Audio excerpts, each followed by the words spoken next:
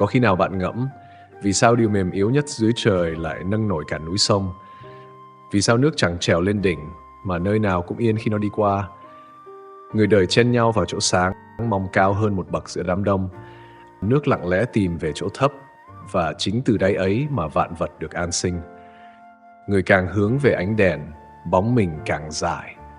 Nước càng đi vào chỗ tối, ánh sáng lại càng lan. Thời nay, ánh đèn rót đầy mắt, tên tuổi dồn nặng trong ngực. Ai nấy sợ lùi một bước sẽ hóa quên lãng. Nhưng nhìn kìa, một con suối nép dưới khe đá, không kể công, không giành đường, mà ruộng đồng xanh mướt. Không khoe tiếng, không đòi phần, mà thuyền bè cứ xuôi. Ở dưới mà nâng, ẩn mà dưỡng, lối ấy trái lòng người, nhưng thuận lẽ trời. Lão Tử dạy trong Đạo Đức Kinh, chương 8, thượng thiện như thủy, thủy thiện lợi vạn vật nhi bất tranh, xử chúng nhân chi sở ố, cố cơ ư đạo. Nghĩa là cái thiện cao nhất như nước. Nước lợi cho muôn vật mà chẳng tranh, ở nơi người đời chê bỏ, nên gần với đạo. Nếu cái thiện tột bậc mang hình nước, vì sao lòng người cứ khát một chỗ cao? Nếu điều mềm mỏng có thể làm lợi cho hết thảy, vì sao kẻ mạnh vẫn thấy thiếu? Chẳng lẽ sức nặng thật sự không nằm ở vị trí mà ở hướng chạy? Không phải lên thêm một bậc, mà là hạ xuống một lòng. Không phải tìm nơi ai cũng muốn, mà là nhận lấy chỗ ai cũng chê. Và cũng có thể, chính khi không còn tranh hơn, thì ơn dưỡng mới bắt đầu lan khắp. Thượng thiện như thủy, 4 chữ ấy là gương cổ.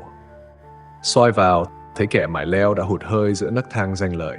Soi vào, thấy người biết lùi đang âm thầm nuôi mạch sống quanh mình. Trong gió lốc của thời đại, nước chẳng trống. Trong bụi mù lời khen, nước chẳng nhận. Nó chỉ chạy theo thế đất mà đi, theo chỗ thấp mà giữ.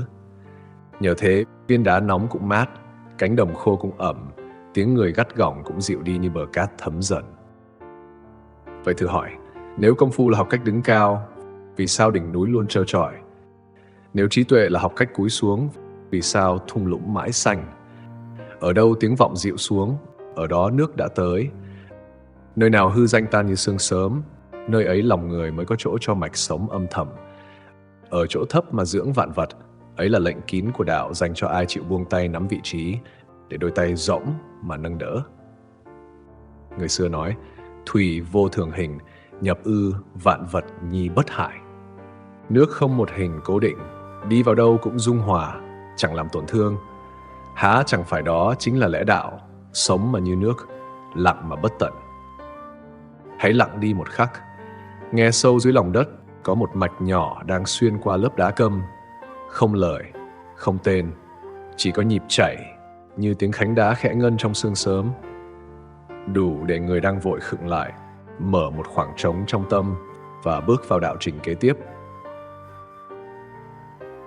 Nếu nước vốn chẳng chọn cao mà chỉ tìm chỗ thấp để chảy, thì rốt cuộc sức mạnh thật sự nằm ở đâu? Nếu nước chẳng tranh mà vạn vật nương nơi nó để sống, há chẳng phải vô tranh mới là gốc của thắng?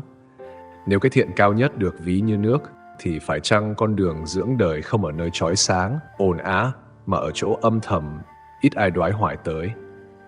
Người thời này, giữa cơn lốc danh lợi, giữa tiếng kêu gọi tiến lên, làm sao nghe được tiếng suối thầm kia? Chẳng lẽ chỉ khi dám đứng vào chỗ người đời bỏ đi, lòng mới gần được với đạo? Nếu thật như vậy, thì thiện tột cùng chẳng phải là vươn cao, mà là hạ mình xuống. Chẳng phải để mất, mà là để tất cả cùng được giữ. Chẳng phải để hơn, mà là để muôn loài chẳng thiếu. Vậy còn gì là hơn, thua, khi tất cả đều no đủ? Lão Tử dạy trong Đạo Đức Kinh, chương 8, thượng thiện như thủy. Cái thiện cao nhất giống như nước, nước khéo lợi cho muôn vật mà không tranh, ở nơi người đời chê bỏ, nên gần với đạo. Câu chữ ấy vừa là mô tả, vừa là chỉ lối. Nước làm lợi cho vạn vật, nghĩa là đi đến đâu, sự sống liền có đó. Không tranh, tức chẳng giành phần, chẳng cần khẳng định mình, nhưng chính thế mà chẳng ai thiếu nó. Ở nơi người đời chê, tức dưới thấp, tối, ẩm, đục, nơi ai cũng tránh, nhưng lại là chỗ đất khát được thấm, hạt giống được nuôi, rễ cây được bám. Cái thiện tột cùng không rực rỡ như mặt trời, mà lặng lẽ như dòng ngầm, không để lại vết tích, nhưng muôn đời vạn vật sống nhờ. Trang từ trong Thiên Tiêu Du có viết, Chí nhân thì không còn cái ngã, thần nhân thì không còn công trạng, thánh nhân thì không còn tên tuổi. Nước chính là hình ảnh của bậc chí nhân, không giữ ngã riêng nên ai cũng dùng được, không khoe công nên công vô biên, không đòi tên nên tên chẳng bao giờ mất. Ở nơi thấp, nó chẳng chịu thiệt, ngược lại, chính nơi thấp ấy làm nên sức mạnh dưỡng sinh. Khổng Tử cũng từng nói trong luận ngữ, thiên dương hóa, quân tử thì dung hòa khắp, chẳng kết bè đảng, tiểu nhân thì kết bè đảng, chẳng dung hòa khắp. Nước chính là hình ảnh dung hòa, không bè với riêng ai, mà tất cả đều nhờ nó. Ở chỗ thấp, nó chẳng bài xích gì, từ đó mà kết nối, mà điều hòa, mà giữ sự sống cho hết thảy. Quỷ Cốc Tử dạy, bậc hành đạo biết giấu mình, không lộ ánh sáng, nên quyền biến vô cùng, chẳng khi nào dứt. Nước chính là ẩn khí của trời đất, chẳng suốt đầu lộ diện, nhưng thiếu nó, vạn vật khô kiệt. Ở thấp, tưởng là mất, nhưng nhờ ở thấp, nó thành nền sống cho tất cả. Kẻ mạnh đời nay chỉ nhìn lợi tức trước mắt, chẳng khác nào tranh giành những giọt mưa vừa rơi. Nhưng nước thật chẳng ở từng giọt, mà ở mạch ngầm. Điều nuôi sống lâu dài không phải điều thấy được, mà là dòng chảy ẩn ngầm dưới đất. Người chỉ muốn ở cao sẽ trơ trọi như đỉnh núi nắng gắt. Người biết ở thấp sẽ xanh tốt như thung lũng đầy tràn. Trong Miến Tử Xuân Thu có câu, nước quá trong thì không cá, người quá khắt khe thì chẳng bạn. Nước nuôi được muôn loài là vì dung chứa trong lẫn ngoài, trong lẫn đục. Cái thiện cũng vậy, chẳng phải sự hoàn hảo khô cứng, mà là dung hòa mềm mại. Chính sự hạ mình, sự bao dung mới là dưỡng nuôi thật sự. Minh triết phương Tây cũng có tiếng vọng đồng điệu. Heraclitus nói, không ai tắm 2 lần trên cùng một dòng sông. Nước, biểu tượng của sống động, của liên tục, của không cố định. Nhưng chẳng phải dòng cao mà dòng thấp mới giữ được sự chuyển dịch ấy. Chỉ nơi thấp, nước mới có thể gom về, chảy mãi, chẳng cạn. Nếu hiểu vậy, thì thượng thiện chẳng còn là phẩm chất để khen, mà là đạo trình để sống. Nó chẳng đòi ta thành thánh, chỉ dạy ta như nước, buông ý muốn chiếm chỗ cao, thuận thế mà ở thấp, thuận tự nhiên mà dưỡng nuôi. Khi ấy, người chẳng cần gượng thiện, vì thiện đã là chính dòng sống trong mình. Cửa đạo mở ra ở đó, cái thiện lớn chẳng từ khẳng định mình, mà từ buông mình để tất cả cùng được. Nhưng hiểu thôi chưa đủ. Người cần đi vào chứng nghiệm, phải thấy tận mắt sự khác biệt giữa kẻ leo và kẻ hạ, giữa đỉnh cao trơ trọi và thung lũng xanh tươi. Chính điều ấy dẫn ta bước sang đạo trình kế tiếp. 1. Ở chỗ thấp, tưởng là thiệt, nhưng chính là nguồn dưỡng bất tận. Người đời thường nghĩ, cao mới vững, cao mới mạnh, cao mới thắng. Nhưng nước chẳng ở cao mà vạn vật lại nhờ nó mà sống. Điều người cho là thiệt, ở thấp, lùi xuống, nhận phần ai cũng chê, lại chính là nền của sự sống. Trong Đạo Đức Kinh, chương 66, Lão Tử nói, Giang hải sở dĩ năng vi bách cốc vương giả, dĩ kỳ thiện hạ chi, cố năng vi bách cốc vương. Sông biển sở dĩ làm vua của trăm ngòi, là vì nó khéo ở chỗ thấp, nên mới có thể làm vua của trăm ngòi. Ở thấp, không vì yếu, mà vì biết thiện hạ chi, tự đặt mình xuống dưới. Chính vì thấp nên sông biển hứng được muôn suối, chính vì thấp nên không bao giờ cạn. Nếu mỗi dòng nhỏ cứ mãi tranh cao, thì sao hợp lại thành sông dài, biển lớn. Người muốn hơn, thường đứng cao mà cô độc. Người biết lùi, lại thành nơi tụ hội. Núi cao sừng sững, nhưng mạch sống chỉ ở rễ sâu, không ở đỉnh. Thung lũng trũng, ai cũng nghĩ là dưới, nhưng chính nơi ấy mới xanh tốt quanh năm. Vậy thì đâu là thiện, đâu là hơn? Trang Tử trong Tây Vật Luận nói, trời đất cùng sinh với ta, vạn vật cùng một thể với ta. Khi đã thấy mình cùng sinh với vạn vật, thì còn gì để tranh? Nước ở chỗ thấp, vì nó chẳng giữ riêng mình. Chính chỗ thấp ấy là nơi nó hợp nhất với tất cả, không tách, không phân. Hãy nhìn người mang địa vị cao, được khen, được nhớ, nhưng cũng dễ bị ganh, bị sợ, bị xa. Hãy nhìn người ở thấp, chẳng ai để ý, nhưng sống yên, lại là mạch ngầm nâng đỡ bao người mà ít ai hay. Trong một gia đình, kẻ chịu lùi một bước thường chính là người giữ được hòa khí. Trong một tập thể, kẻ chịu nhận việc khó thường lại là người không thể thiếu. Theo tinh thần Yến Tử Xuân Thu, kẻ biết nhún nhường mới có thể đứng lâu vì hòa hợp được với thế thời. Cây cao lớn khi gió mạnh thường gãy, còn cỏ thấp nhờ biết cúi theo chiều gió nên qua bão mà vẫn xanh. Thời nay con người bị cuốn bởi ánh sáng sân khấu, bởi tên tuổi trên mạng, bởi cuộc đua vị trí. Nhưng rồi ai cũng thấy càng lên càng mỏi, càng cao càng cô độc. Người biết ở thấp lại lặng lẽ giữ cho gia đình yên, cho lòng mình an, cho xã hội có một nền âm thầm không gãy đổ. Søren Kierkegaard, triết gia, nhà thần học người Đan Mạch, ông tổ của triết học hiện sinh, từng nói trong Works of Love như sau: yêu thương tha nhân là nâng đỡ họ trên hành trình tâm linh. Theo tinh thần ấy, vĩ đại chẳng ở đứng cao mà ở cúi xuống để nâng người khác. Đây chính là bóng dáng của nước. Nước không khoe mình nhưng nhờ ở thấp mà nâng tất cả. Nước không đòi phần nhưng nhờ chịu xuống mà tất cả đều có phần. Ở thấp không phải là mất mà là giữ. Ở thấp không phải là thiệt mà là gốc. Ai còn nghĩ ở thấp là yếu, ấy là chưa từng thấy biển cả, nơi muôn sông đều đổ về. 2. Vô tranh chính là thắng lớn nhất. Nếu con người lấy tranh giành làm gốc thì đời đời bất an. Nhưng nước vốn chẳng tranh mà vạn vật vẫn nương nhờ để sống. Vậy rốt cuộc, cái gì là mạnh, tranh thắng trong phút chốc hay lặng lẽ nuôi dưỡng muôn đời? Trong Đạo Đức Kinh, chương 22, Lão Tử dạy: khúc thì toàn, oằng thì thẳng, trũng thì đầy, cũ thì mới, ít thì được, nhiều thì mê. Chín vì chịu cong nên được trọn, vì chịu trũng nên được đầy. Ấy là bí pháp của đạo, không tranh giành mà thành toàn. Nước không tranh dòng nên mọi dòng đều nhập về nó. Không tranh màu nên trong đục đều hỏa. Không tranh lợi nên lợi chung ai cũng hưởng.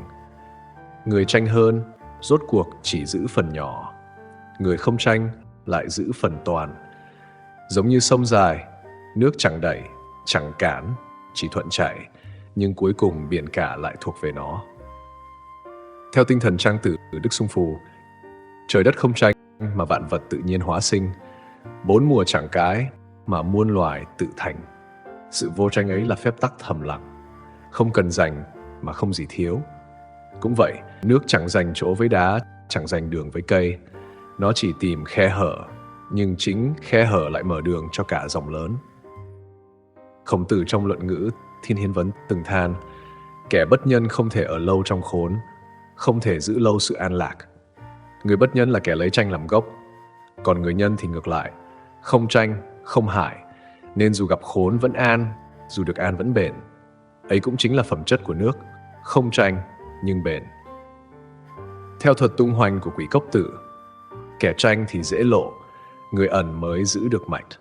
Trong đời, càng lộ diện giành phần, càng dễ thành mục tiêu. Càng vô tranh, càng như dòng ngầm, không ai ngăn được. Hãy nhìn đời này, ai tranh chỗ trước, thường chỉ vui thoáng chốc rồi mệt mỏi. Ai chịu nhường, lại được yên lâu dài. Tranh lời nói, gia đình mất hòa. Nhường lời nói, ấm yên mãi. Tranh lợi nhỏ, tình nghĩa rạn nứt. Nhường lợi nhỏ, nghĩa tình bền lâu.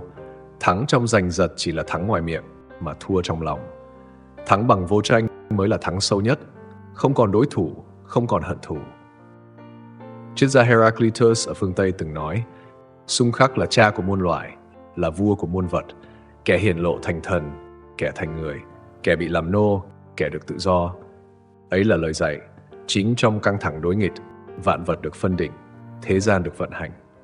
Lão Tử ở phương Đông dạy: hữu vô tương sinh, nan dị tương thành, trường đoạn tương hình, cao hạ tương khuynh. Có và không cùng sinh, khó và dễ cùng thành, dài và ngắn cùng hiện, cao và thấp cùng nghiêng. Đông, Tây gặp nhau ở một điểm, đạo vốn không né tránh đối kháng mà vượt lên đối kháng.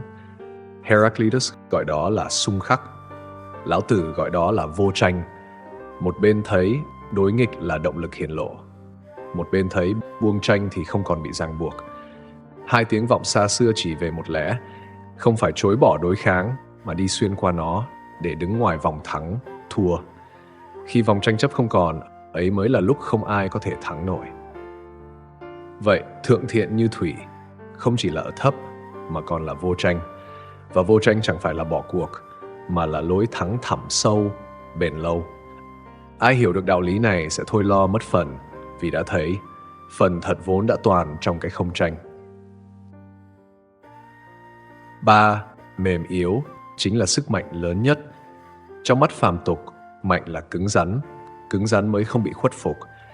Nhưng nước dạy một lẽ ngược, càng mềm càng không thể phá, càng yếu càng không thể chặn. Nước uốn theo muôn hình, nhưng chẳng gì cản được nó. Ấy mới là sức mạnh lớn nhất, sức mạnh của sự mềm yếu. Trong Đạo Đức Kinh, chương 78, Lão Tử viết: trong thiên hạ, không gì mềm yếu bằng nước, nhưng phá cái cứng mạnh thì chẳng gì thắng nổi nó, chẳng gì có thể thay thế nó. Ấy là nghịch lý muôn đời, cái mềm phá cái cứng, cái yếu thắng cái mạnh. Gươm bén có ngày mẻ, đá cứng có ngày mòn. Nước mềm chảy mãi, thấm dần, mài phẳng cả núi, khoét sâu cả đá. Người ôm cứng rốt cuộc bị gãy, người biết mềm rốt cuộc bền lâu. Tre biết cúi đầu nên qua bão vẫn đứng, đá không chịu uốn nên một ngày cũng vỡ. Ấy là đạo của mềm yếu, không thắng trong phút chốc mà thắng trong muôn đời. Trang Tử trong Thiên Đại Tông Sư nói: trời đất có cái đẹp lớn mà không nói, bốn mùa có phép tắc sáng mà không bàn. Sức mạnh thật sự chẳng ở lời phô trương mà ở sự vận hành lặng lẽ. Nước không lên tiếng mà biến núi thành thung lũng, đá thành cát. Cũng vậy, bậc trí nhân chẳng cần chứng minh mình mạnh. Sức mạnh của họ là khiến kẻ khác tự yên. Trong Luận Ngữ, Thiên Nhan Uyên, Khổng Tử nói: cương nghị, mộc mạc, chậm lời, ấy là gần với nhân. Cương nghị ở đây chẳng phải cứng khô, mà là sức bền của nội tâm. Ấy chính là mềm yếu theo nghĩa của Lão Tử. Ngoài thì nhu, trong thì kiên, uốn thì thuận, mà gốc thì chẳng lay. Giống như nước, chảy mềm, nhưng gốc thì bền. Quý Cốc Tử từng dạy: dĩ nhược chế cường, dĩ tĩnh thắng động. Lấy yếu chế mạnh, lấy tĩnh thắng động. Kẻ biết giữ yếu mới vận quyền biến. Cái yếu không bị ai nghi kỵ, không bị ai muốn diệt. Mà chính từ cái yếu, người vận dụng thiên biến vạn hóa. Ấy cũng là đạo của nước, không đe dọa nên không bị chống, không tranh mạnh nên cuối cùng chẳng ai thắng được nó. Trong đời thường, một lời nóng giận như sắt thép có thể phá một gia đình. Một lời mềm mỏng như nước lại nối liền những trái tim tan vỡ. Một kẻ cứng rắn cố chấp có thể thắng một cuộc cãi vã. Nhưng chính kẻ mềm yếu biết nhường mới giữ được tình thân lâu dài. Người đời tưởng sức mạnh là lời sắc bén, là hành động quyết liệt. Nhưng nước chỉ chảy lặng mà khiến vạn vật trổ sinh. Trong Minh Triết phương Tây, Pascal từng nói: con người chỉ là cây sậy yếu ớt, nhưng là cây sậy biết tư duy. Cái yếu không phải bất lực, mà là cửa mở ra sức mạnh sâu hơn. Mềm nên không gãy, biết nên không mất. Nước cho ta thấy, sức mạnh đích thực chẳng phải làm kẻ khác sợ mình, mà là làm muôn loài được nhờ mình. Chẳng phải phô ra để thắng một lần, mà là mềm xuống để bền muôn đời. Ấy mới là thượng thiện. Cái thiện ở chỗ không cần chứng tỏ, mà cứ lặng lẽ dưỡng sinh muôn loài. 4. Dung chứa chính là đạo nuôi sống vạn loài. Nước không phân biệt trong hay đục, cao sang hay thấp hèn. Nó ôm trọn, dung hòa hết thảy. Chính vì thế mà vạn loài sống nhờ nó. Người chỉ biết chọn lựa, cuối cùng thành hẹp hòi. Người biết dung chứa mới thành biển lớn.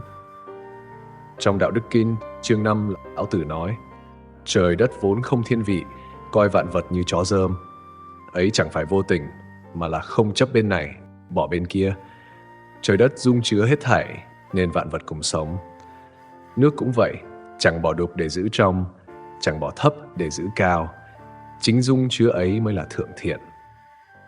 Trong Trang Tử, Thiên Tề Vật Luận dạy: cái kia cũng là một phải trái, cái này cũng là một phải trái. Khi thấy mọi đối đãi chỉ là tương đối, thì lòng mới có dung. Nước là biểu tượng ấy, không tự cho dòng mình trong hơn, cũng không chê dòng kia đục hơn. Cứ hợp lại, cứ chảy đi. Nhờ thế, sông dài, biển rộng. Khổng Tử trong Luận Ngữ Thiên Vi Tử nói: quân tử hòa mà không đồng, tiểu nhân đồng mà không hòa. Dung chứa của nước chính là hòa mà không đồng. Nó không biến mọi giọt thành giống nhau, nhưng giữ tất cả trong cùng một dòng. Ấy là đức lớn của kẻ biết ở thấp. Trong Quỷ Cốc Tử có dạy: Tàng quang, bất lộ hình, bậc trí giấu ánh sáng, không bày hình tướng, hòa mình vào cái chung. Nước chảy xuống chỗ thấp chính là ẩn mình. Nhờ ẩn, nó giữ được quang.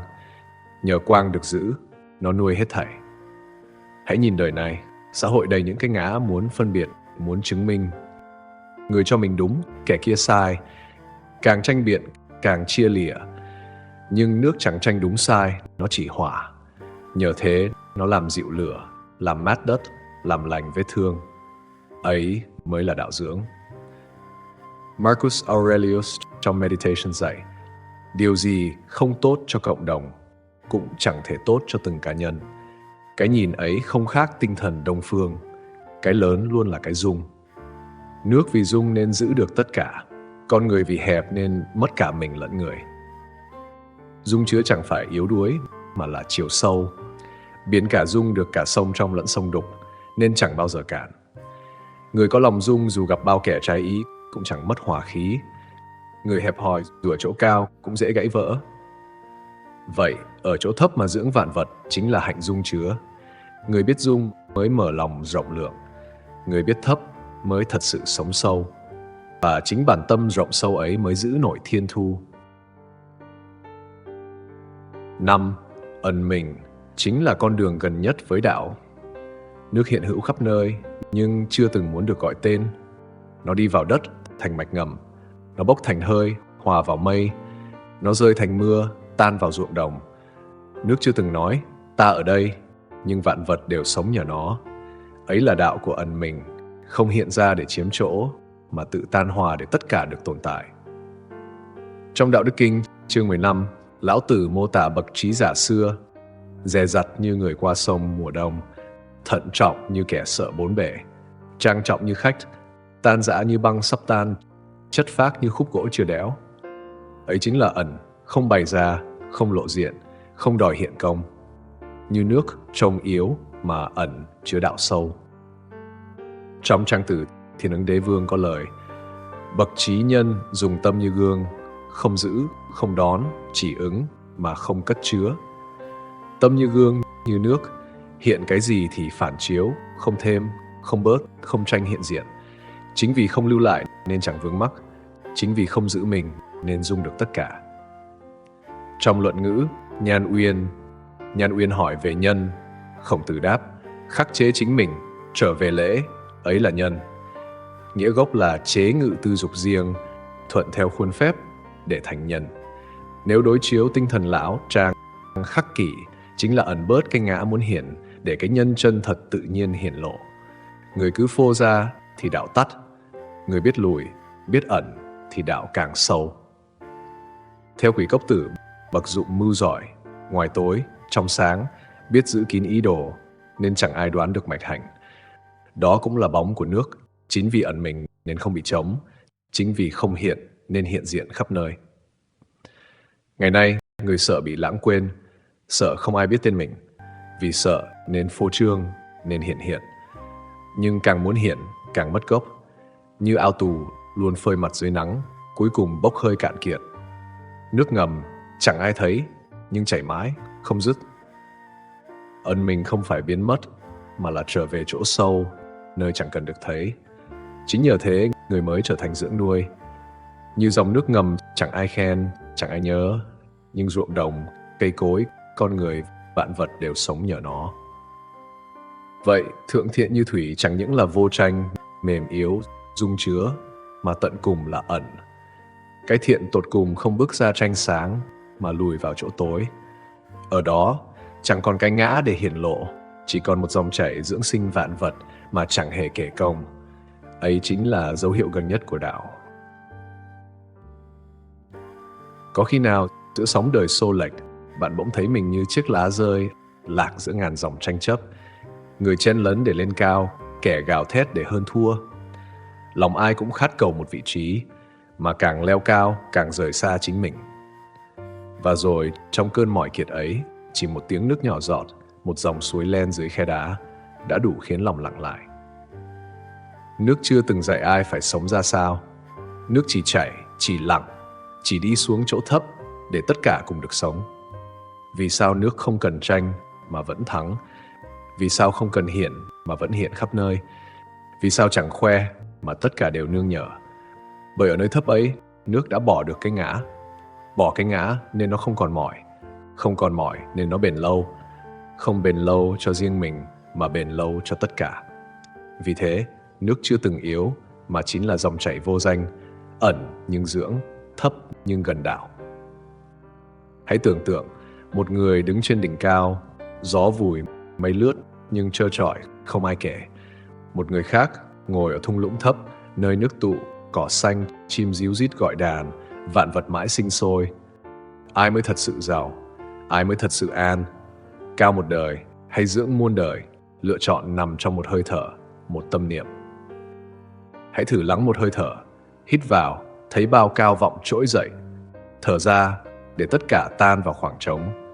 Trong chỗ rỗng lặng ấy, bỗng như có một dòng mát chảy qua. Không ai nói lời nào, không ai còn tên gọi nào. Nhưng ta biết, đó là nước đang ở trong mình. Thượng thiện như thủy. Lời lão tử không chỉ là triết lý, mà là nhát chém thẳng vào vọng tưởng nhân sinh.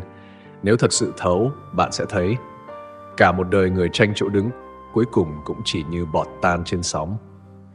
Còn nước, lặng chảy nhưng dưỡng muôn đời xanh. Danh lợi như váng nổi, gió qua là tan. Đạo của nước như mạch ngầm, càng ẩn càng lâu. Và thế là đủ. Không cần thêm một lời khuyên, cũng không cần ép một lối sống. Chỉ một lần dừng lại, nghe tiếng nước nhỏ giọt, hay thấy bóng hồ tĩnh lặng dưới trăng, cũng đã đủ để lòng người khẽ nghiêng. Nếu từ nay có ai hỏi, sống thiện là gì? Bạn có thể mỉm cười, không trả lời, chỉ lặng lẽ cúi xuống như giọt nước rơi vào đất. Không cần nói mà đất vẫn xanh. Như tiếng chuông ngân trong sương sớm, không vang lớn mà chạm tận đáy lòng. Như sóng biển vỗ vào gành đá, không hứa hẹn mà khiến đá ngàn năm phải mòn. Cũng vậy, lời dạy thượng thiện như thủy, không phô trương nhưng một khi chạm sẽ khắc lên đá tâm khảm để người mãi mãi không quên.